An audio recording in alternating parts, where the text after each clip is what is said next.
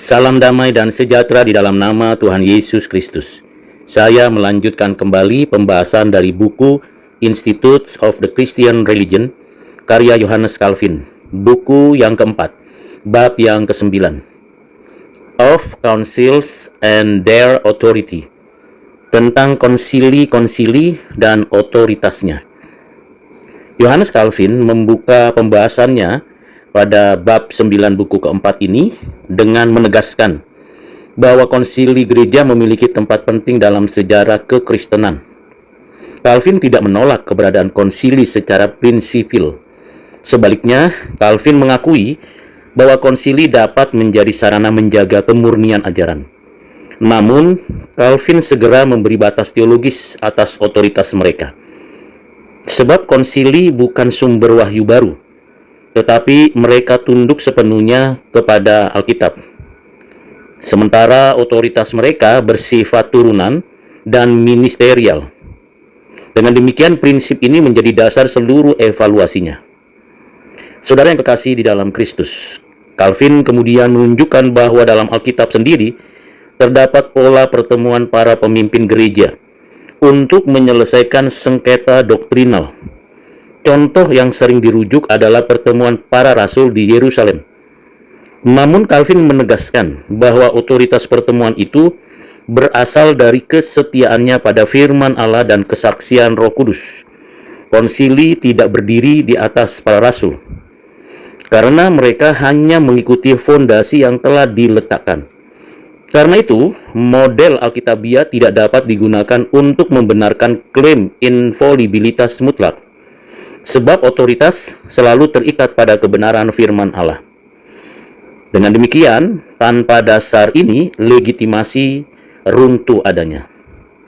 Calvin mengakui bahwa konsili-konsili kuno memberikan kontribusi penting dalam merumuskan doktrin ortodoks. Calvin menghargai perjuangan gereja awal melawan ajaran-ajaran sesat. Karena memang melalui konsili, gereja mempertahankan iman rasuli. Namun juga Calvin tetap menolak anggapan bahwa semua keputusan konsili pasti benar. Sejarah menunjukkan adanya perbedaan dan bahkan pertentangan antar konsili. Fakta ini membuktikan bahwa konsili tidak kebal dari kesalahan. Oleh sebab itu, diperlukan standar eksternal untuk menguji mereka. Standar itu adalah Alkitab. Calvin kemudian membahas bagaimana dalam praktik kepausan, konsili sering dijadikan alat legitimasi kekuasaan. Keputusan-keputusan tertentu dipaksakan sebagai norma yang mutlak. Otoritas konsili dilebih-lebihkan hingga hampir setara dengan firman Allah. Calvin melihat ini sebagai penyimpangan serius ketika keputusan manusia diperlakukan sebagai ilahi. Kebebasan Injil terancam. Gereja menjadi tunduk pada struktur, bukan pada Kristus. Dalam hal inilah, Calvin menilai bahwa banyak konsili kemudian dipengaruhi kepentingan politik. Hal ini semakin memperlemah klaim kemurnian mereka. Saudara yang kekasih di dalam Kristus, Calvin juga mengkritik proses penyelenggaraan konsili tertentu yang tidak adil. Calvin menyoroti bahwa tidak semua suara terdengar secara seimbang. Kadang-kadang tekanan kekuasaan duniawi memengaruhi hasil keputusan. Dalam situasi demikian, keputusan sulit dianggap murni teologis. Calvin menegaskan bahwa Roh Kudus tidak dapat diperalat oleh ambisi mereka, ambisi manusia. Klaim bahwa setiap konsili otomatis dipimpin Roh Kudus harus diuji. Roh Kudus bekerja melalui kebenaran firman Allah. Karena tanpa kesetiaan pada firman Allah, klaim spiritual menjadi kosong. Calvin juga membedakan antara penghormatan terhadap konsili dan penyembahan terhadap otoritas mereka. Konsili layak dihormati sejauh mereka setia pada Alkitab. Namun penghormatan tidak berarti ketaatan buta. Karena itulah Calvin menekankan pentingnya sikap kritis yang bertanggung jawab. Dan gereja harus menilai semua keputusan berdasarkan Alkitab. Dengan pemahaman demikian, Calvin menolak gagasan bahwa umat awam tidak boleh menguji keputusan konsili. Sebab firman Allah terbuka bagi seluruh umat percaya. Dengan demikian tanggung jawab pengujian bersifat kolektif. Calvin kemudian menyoroti kontradiksi antara berbagai konsili sepanjang sejarah. Beberapa konsili membatalkan keputusan konsili sebelumnya. Fakta ini menunjukkan bahwa konsili dapat salah jika mereka benar-benar infallible. Kontradiksi semacam itu tidak mungkin terjadi. Oleh sebab itu, otoritas mutlak tidak dapat dilekatkan pada mereka. Sementara gereja harus rendah hati mengakui keterbatasan historisnya. Disinilah kesadaran tersebut mencegah absolutisme struktural. Dengan pengertian itu, kebenaran tetap berada di atas institusi. Saudara yang kekasih di dalam Kristus, Calvin juga membahas peran kaisar dan penguasa sipil dalam penyelenggaraan konsili. Dalam banyak kasus, penguasa memiliki pengaruh besar. Campur tangan politik seringkali membentuk arah diskusi.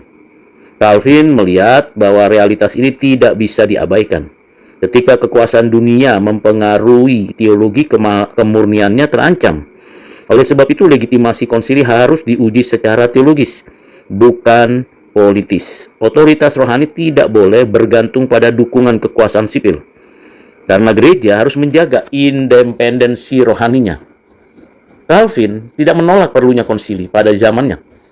Ya, bahkan membuka kemungkinan diadakannya konsili yang adil dan alkitabiah.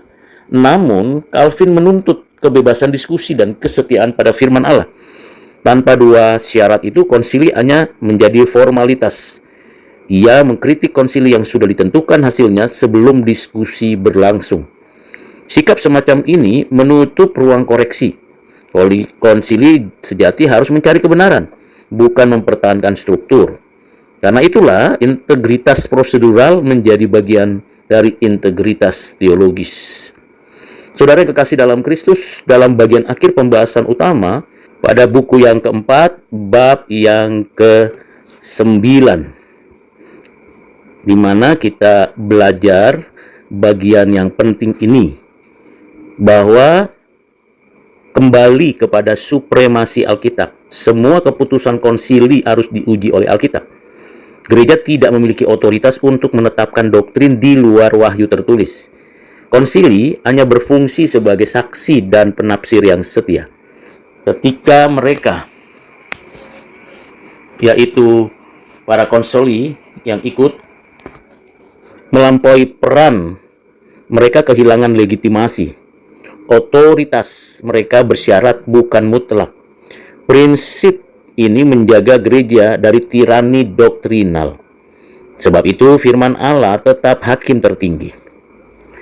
Ada beberapa implikasi teologis. Implikasi yang pertama, mengajarkan kepada kita pentingnya prinsip sola scriptura, di mana gereja masa kini harus menilai semua keputusan sinode dan konsili berdasarkan pada Alkitab. Tradisi dihargai tetapi tidak diilahikan. Kepemimpinan kolektif tetap berada di bawah otoritas firman Allah. Prinsip ini menjaga keseimbangan antara struktur dan kebenaran. Tanpa firman Allah sebagai standar, gereja mudah terjebak dalam konsensus semu. Kesetiaan pada Alkitab menjadi fondasi reformasi berkelanjutan, dan gereja dipanggil terus menguji dirinya. Dalam konteks gereja global dan modern saat ini, bab 9 ini mendorong transparansi dan akuntabilitas. Keputusan bersama harus dihasilkan melalui dialog yang terbuka. Partisipasi luas mencerminkan tubuh Kristus yang utuh. Proses yang adil memperkuat legitimasi rohani, namun legitimasi akhir tetap ditentukan oleh kesesuaian dengan firman Allah. Gereja tidak boleh berlindung di balik mayoritas suara. Kebenaran tidak selalu identik dengan jumlah suara terbanyak, karena firman Allah menjadi ukuran final. Sementara dalam konteks pendidikan teologi, saudara, bab 9 ini mengajarkan pentingnya evaluasi historis. Mahasiswa teologi perlu memahami dinamika konsili sepanjang sejarah. Kesadaran historis mencegah romantisasi masa lalu. Tradisi dipelajari secara kritis dan penuh hormat, sementara otoritas gereja dilihat dalam terang firman Allah. Pendekatan ini membangun integritas akademik dan rohani. Diskursus teologis menjadi ruang pencarian kebenaran. Karena itu, kesetiaan dan kerendahan hati berjalan bersama. Saudara yang kekasih di dalam Kristus, dalam konteks pastoral, Bab 9 ini memberi penghiburan bahwa kebenaran tidak bergantung pada struktur semata. Umat Allah dapat bersandar pada firman Allah yang kokoh. Ketika keputusan gereja membingungkan, Alkitab tetap terang. Hati nurani terikat pada firman Allah, bukan pada suara mayoritas. Sementara gembala dipanggil mengajar dengan kesetiaan Alkitabiah. Kepemimpinan harus siap dikoreksi oleh firman Allah. Hal ini menciptakan budaya rohani yang sehat karena gereja bertumbuh dalam kebenaran. Akhirnya dalam konteks kebersamaan, bab yang ke-9 ini mendorong dialog yang rendah hati. Konsili lintas denominasi dapat menjadi suara kesatuan dan sarana kesatuan. Namun, kesatuan harus dibangun di atas kebenaran firman Allah. Dominasi struktural tidak menghasilkan kesatuan sejati. Karena itu kebenaran dan kasih harus berjalan beriringan, sebab gereja-gereja dipanggil saling menguji dalam terang Alkitab. Kristus tetap kepala gereja yang universal. Firman-Nya menjadi dasar otoritas bersama sepanjang zaman. Kiranya dengan pembahasan yang singkat ringkas dari buku yang keempat, bab yang ke-9 ini menolong kita untuk belajar dari buku aslinya. Dan kita diperkenan Tuhan untuk bisa melakukan tindakan yang sesuai dengan firman Tuhan. Tuhan Yesus memberkati saudara sekalian. Amin.